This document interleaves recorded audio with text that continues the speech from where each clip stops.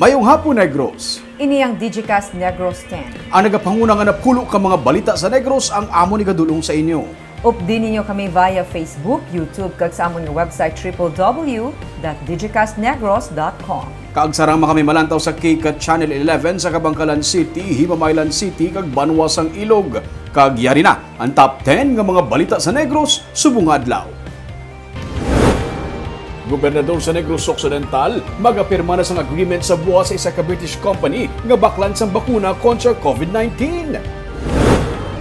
Bacolod Mayor Evelio Nardia gintugta na sang konseho nga magbakal man sang vaccines kontra COVID-19. Tatlo ka mga syudad sa 3rd District ginabisuan sa gobernador nga magbakal sang kaugalingon nga dredging machines matapos naging pangbaha. Mga nagapakilala nga MNLF sa Negros, peke ag nagapangilkilang sunod sa Philippine Army. Kag sa Good Vibes, bulig, padayon nga nagainabot sa mga ginbahaan sa New Year's Day. Initanan sa Digicast Negros 10.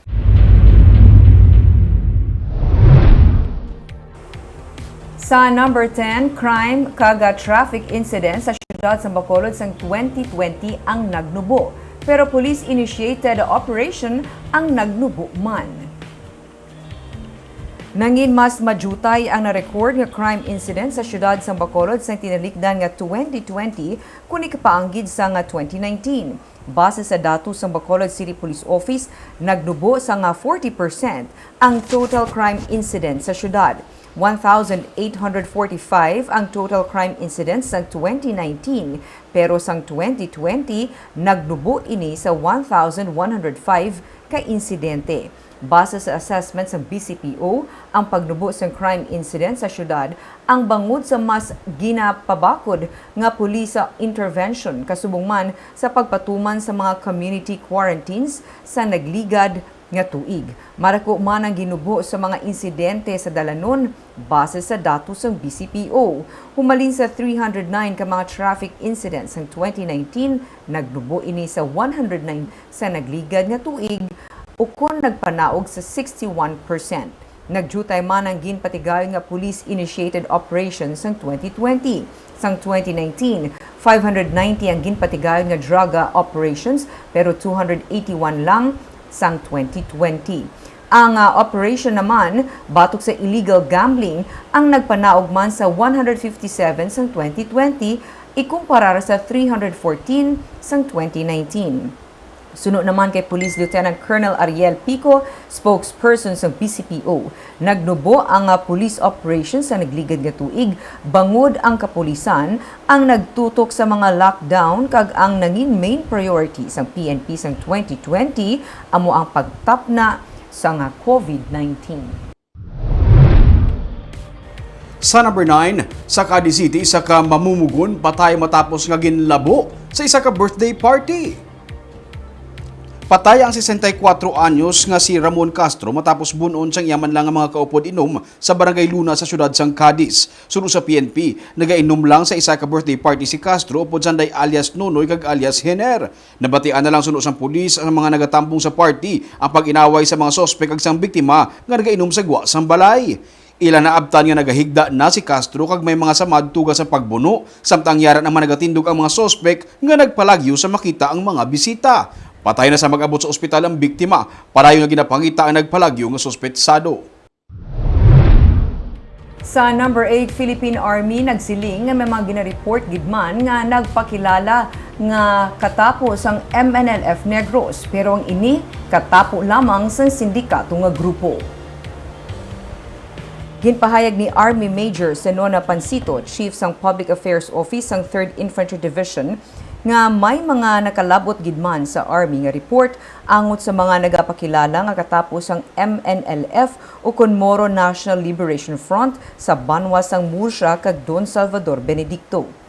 Pero si Pansito nagsiling nga wala sang presensya sang MNLF sa Negros kag ang mga nagapakilala ang mga miyembro lang sang sindikato o kun budol-budol. Suno man kay Pansito, may kaangay man nga mga modus nga ginreport sa isla sang Panay kag ang ila ginahimo amo ang magpangilkil sang kwarta sa mga pumuluyo. Suno kay Pansito, ila ginaganyat ang mga pumuluyo nga mangin miyembro sang MNLF agud makabaton sang 50,000 pesos nga sweldo gikan sa gobyerno. Pero antes sa makasulod, sila ang nagapangayo sang masobra 1,000 ka pesos nga registration fee kag kapin 400 sa pesos nga balayran sa ID. Matapos sini suno sa Army, ginapalagyo na sa grupo ang kwarta. Posible, suno kay Pansito, nga ang ini nga grupo nga naga-operate sa Panay ang nagsaylo lang sa Negros kag pareho nga modus ang ila ginahimo. Sila ang nagapaandaman sa mga pumuluyo nga hindi magpati o kun magpadala-dala sa grupo. And we have to be clear, there are no presence of MNLF dito sa ating area. Kaya amin lang is mananawagan kami doon sa taong bayan na maging mapagmatyag, mapanuri, na don't just believe on this group. Sa number 7, masobra sa 50% ang compliance sa mga barangay sa ginapatigayon nga clearing operation sa mga illegal structures sa Dalanon. Inisulod sa kay Bacolod Interior and Local Government City Director Meredith Joy Madayag.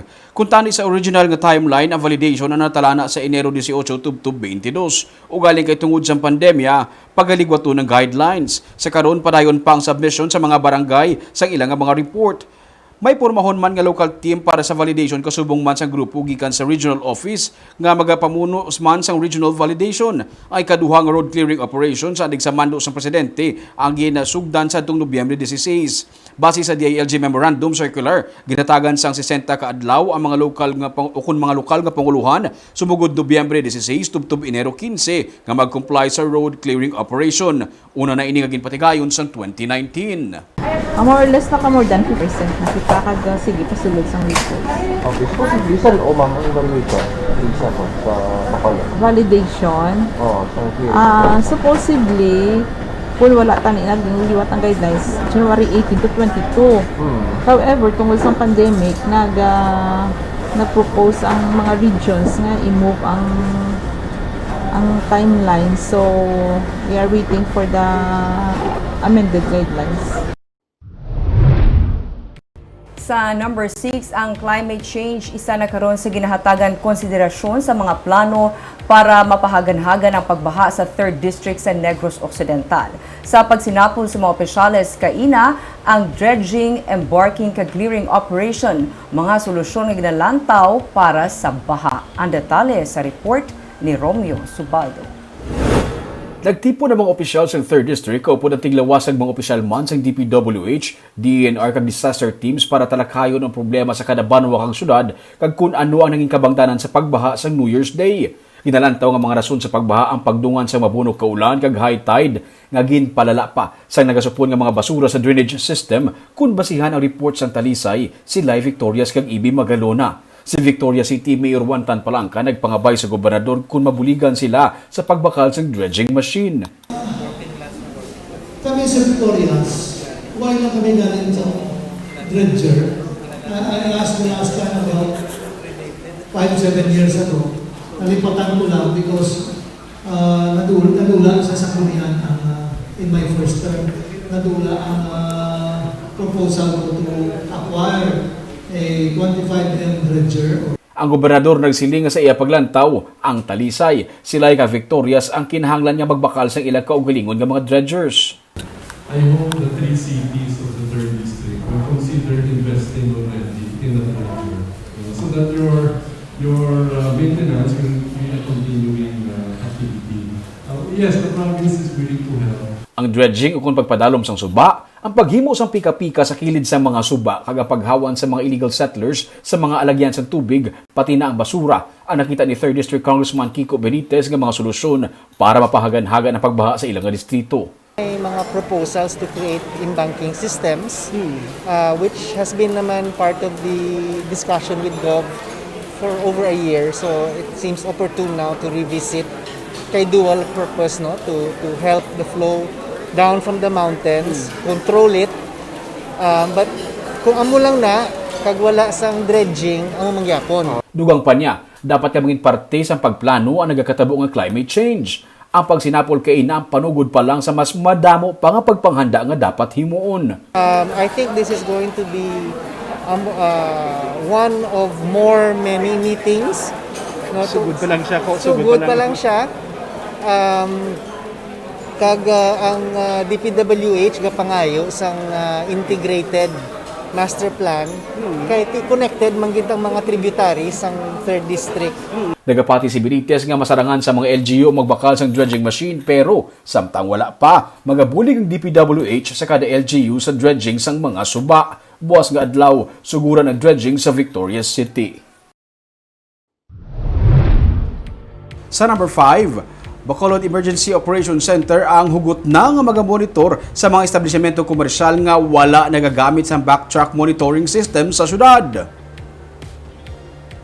Ginpahayag sa Executive Director sang EOC nga si City Administrator M. Ang nga may nakalabot sa ilang impormasyon nga ang iban nga establishmento ang wala na nagascan sang backtrack ID sa mga nagasinulod sa nga ilang mga customer. Mayara man sa mga establishmento nga wala pa nakaparegister sa backtrack system sa syudad, gani sila ang nagapaandam o kung sila ang ginapaandaman sang EOC nga mahimo sila mamultahan. Suno sa kay Ang, bisan pa nga manubo ang mga kaso ng COVID-19 sa Bacolod, hindi dapat magkumpiyansa ang mga pumuluyo kung magwa sa ilang mga balay kag bagkadto sa mga lugar nga madamo sang tawo. Dapat sa gihapon magsuksok sang face mask, face shield kag magsunod sa physical distancing.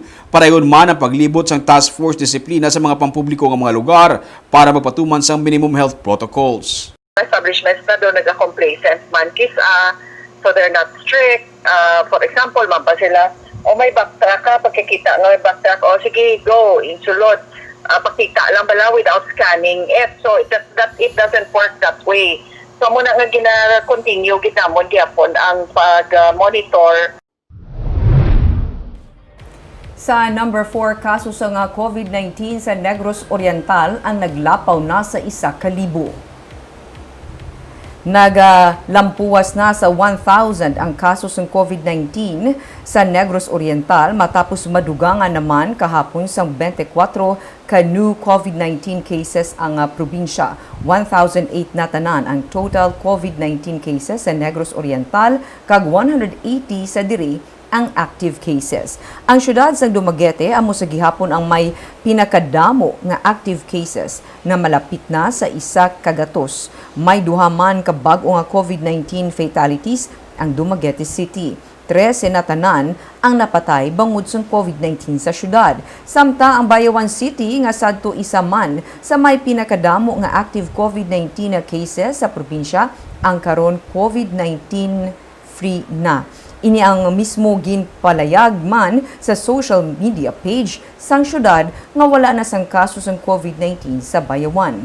86 ang total COVID-19 case sa Bayawan kag tanan ang naka-recover na, magluwas na lang sa duha nga napatay. Sa number 3, padayon sa karon ang pagnubo sa kanamuon sa mga active cases ng COVID-19 sa Negros Occidental. As of January 7, 104 ang active cases sa probinsya kag 8 ka mga LGU ang may 0 active COVID-19 cases. Ang Calatrava, Candoni, Don Salvador Benedicto, Ibi Magalona, Isabela, La Carlota, Pulupandan kag San Enrique ang may 0 active cases. Ang San Carlos City naman ang may pinakamadamo nga na-record nga active cases ng COVID-19. Initanan sa report sa Provincial Incident Management Team as of January 6, 2021. Sa number 2, ginhatagan na sang sangguniang panlungsod sa Bacolod sang authority si Bacolod Mayor Evelio Leonardia sa pag-negotiate sa AstraZeneca Pharmaceuticals sa Philippines para makabakal sang COVID-19 vaccines. Karon, padayon ang pagpatod sang syudad kung pilagid ka pumuluyo ang paggadapatan sang bakuna. May report si Marty Go. Pinaagi sa isa ka special session kahapon ginhatagan na sang sangguniang panlungsod sang authority si Bacolod Mayor Evelio Leonardia nga makapirma sang multilateral agreement upod sa AstraZeneca Pharmaceuticals Philippines National Interagency Task Force Against COVID-19 kag Department of Health. Kinahanglan ang ini nga kasugtanan agud makabakal na ang Bacolod City sang bakuna sa COVID-19 sa AstraZeneca nga amo ang pinakauna nga drug company nga makahatag sang vaccine sa pungsod sini nga first quarter sang tuig. Suno kay Vice Mayor Elcid Familiaran, ginatinguhaan sang syudad nga temprano ini nga makabakal sang mga bakuna. May low demand and supply kasi kung ang akon product is ang demand is sobra sa supply ko. Tingnan una yan makabayad siya ako na muna yung tagaan ko. So muna matabo siya sa LGU tadi. Ginpahayag ni Familiaran nga mayara na sang nagakaigo nga pondo ang syudad para ibakal sang bakuna. Ang mga dalagko nga kumbuyahan kag mga ospital, ang damlag pa nagpahayag na nga sila na mismo ang magapabakuna sang ilang mga empleyado. Gani ang syudad naman ang magabakal sang bakuna para sa mga hindi makasarang. Hindi man mandatory ang pagbakuna. Hindi man pagbakunahan ang mga nagaedad 18 anyos panubo. Kasi in the next few days, ang atong kabaranggayan ma-inventory na. Then may expiration ng bulong mo. Tama. Sa karoon si Mayor, 100,000 bayas. Ang mapabaksinate, 20,000 lang. After 6 months, ma-expire siya. May kinugon. Natala naman ang Vaccination Council sang Bacolod nga magsapol sa business sector sini nga semana para may baluan kung handa man sila nga maggasto para sa pagpabakuna sang ila kaugalingon nga mga empleyado. Martigo para sa Digicast Negros. Kag sa numero 1 sa mga balita subong nga adlaw, magalagda na si Negros Occidental Governor Eugenio Jose Lacson sang multilateral agreement para sa pag-ukon advance purchase sang mga bakuna kontra COVID-19 para sa Negros Occidental. Ang among agreement ang sa tunga sang AstraZeneca Pharmaceuticals Philippines Incorporated, National Government kag Department of Health para sa pagbakal sang 100,000 ka doses sang AZD1222 vaccines para sa 50,000 ka tawo suno sa kailakson. Ang kada dose nagabili sang 275 pesos kag sa kabilugan ini nagabili sang 27.5 million pesos. Priority sa bakuna ang COVID-19 frontliners sa Negros Occidental suno sa kailakson. Hindi pa ugaling mapatod kung saan mag-aabot ang bakuna. Suno sa gobernador, una pa lang ini kag may madason pa nga batch sang bakuna. Ginauna lang anay ang sabahin sang gobyerno, bukas man ini para sa pribado nga sektor. May pilaman ka mga katapos ang private sector nga nagpabutsag sang interes para sa COVID-19 vaccines. We will start first with the province. Yeah. And let's see how it goes. Because there's a deadline, so we just have to commit for what the provincial government needs for its frontline. But you'll make a second wave of Yes. advance. Yes. Yeah. Sa Good Vibes, matapos ang isa ka semana humalin sang ginbaha ang taga Victoria City, padayon sa gihapon ang pag-abot sa bulig para sa mga nabahaan. Yaring report ni Romeo Subaldo. 7 ka adlaw matapos ang isa ka pinakalala nga baha nga natabo sa K-Town Subdivision sa Barangay 19A sa Victoria City, ini ang sitwasyon sa barangay. Nagatinumpok ang basura sa higad sang dalan, ang mga residente masako sa gihapon sa pagpanglaba kag bulad sa mga nagkalabasa nga mga pagkabutang. Ang mga baligya nga nahalitan sa baha nagatangkas kag ginatinluan sa mga negosyante. Ginpakita ni Evangeline Hava ang nagatangkas niya sa gihapon nga lalabhan kag mga hinalay. Sa kada pag-ulan, ginatraumatize na sila kuno sa subong. Mabasa subong kasi kita kamo gyapon panghimo sa mga epekto. Wala pa katapos. Wala pa siya. Ti ko ulan subong. Amo naman na di ga pa naman kami dito para naman. Kulbaan na kamo subong. Hindi na kulbaan naman kami magulan-ulan ba siya raw. Suno kay punong Barangay Lucia Duran, nahangpa nila nga hindi lang sila ang ginbaha sa Victorias, gani hindi madali-dali kuha ang tanan nga basura sa ilang nga barangay. Pati gani ang ilang nga barangay hall nga gina-construct ang apektado man, kaya mga semento nga gamiton sa construction nagkalabasa. Ang basura perti kadamo, ang lago perti kadamo, ang mga hinalay tagpila ka bilog ang panglabada. Kahigko gidya, gabaho ang basura nga gabi ka pamutos kami to sa barangay hall. Remuno sa kabaho, gali kay ang basura blang way pamakwa, amo nagdagbaho. Sa piyak sang sitwasyon, wala sila nagakadulaan sa paglaom. Kainas ang aga, may mga relief goods gikan sa talatapan ni Senador Kiko Pangilinan nga ginpanagtag sa mga residente nga nagapuyo sa higad mismo sang creek. Sa highway naman, nagalibot ang salakyan sang LGU kag nagadulong sang grocery pack sa gwa sang gate sang mga balay. Suno sa punong barangay, kadamo sang nagapadala sa bulig sa ilang nga barangay kag may mga gikan pa sa pribado nga sektor. Sa buong adlaw, manghatag man kami feedback para nga kay iya sang syudad na laya LGU. Mo siligon ka pa gamatamat damo na ang gahat mo tibulig. May kamsi, naghatag. May mga private nga si Marlene Lamasa, naghatag. Si Senator Kiko, naghatag. Ba't may mabot pa sa kunong amiga, mahatag pagid. Pati ang mga fire trucks ng Cadiz City ang nagabalik-balik kada adlaw sa ilang barangay para mabuligan tinlo ang mga lunang sa mga dalanon. Nagalaom ang mga residente nga sa hindi madugay. Malampuwasan nila ang ini nga pagtilaw kag mangin mas mapag-on kag mas handa na sila sa pagatubang sa mga kalamidad. Barb, pagkato kutugin na sa lugar, ang barangay, ang Cane Town Subdivision sa Victorias, ara gyapon ma-feel mo pa bala nga ang epekto sa baha. Puros basura, ay nang hindi ba nadadali mahakot siguro sa kanapon namo. Kag tandaan nga tao panglaba gihapon. Isa na kasi man. Higgo ag basa gihapon, Barb. Nang kagrabe ilang nga pag-antos pero ang nami lang kay padayon gyud pag-abot sa bulig. Grabe guys, siguro Ming, no? Though part man na sa ila man nga recovery, syempre, no? Ang ina pa lang may magpabatsyag man sa ila nga still, may tao nga nagka-care sa ila kag nagalantaw sa ila. Ang isa to gani, Barbara, balang iba niya nga higgo, naging mga bayo, ginimo na ng basura, kay kakapoy naging panglaba ko. Isa na kasi man nga panglaba, ang guwa sa 2021, labada year na sa ila, laba lang nga laba. Kakapoy naging sa iban, dispose na lang, ang mga gamit nga hindi naging napuslan, i-dispose na lang. Pero amo na pasalamat sila kay sige, may mga ibang LGU na nga nag-help sa ilaman. Hopefully, Ming, mahatagan naging solusyon ang problema sa baha sa sinang mga areas. Kabay pa. Kaaga mo yan itong mga balita sa Negros subong nga adlaw. Kay man sa panahon karon importante nga maihibalo ka sa nagakatabo sa imo nga palibot. Pero dapat eksakto kag balanse ang mga impormasyon. Padayon kami nga magapangalagad sa Negrosanon. Ako si Barbara Mijares. Tubtob sa buwas ako naman si Romeo Subaldo, mayong hapon.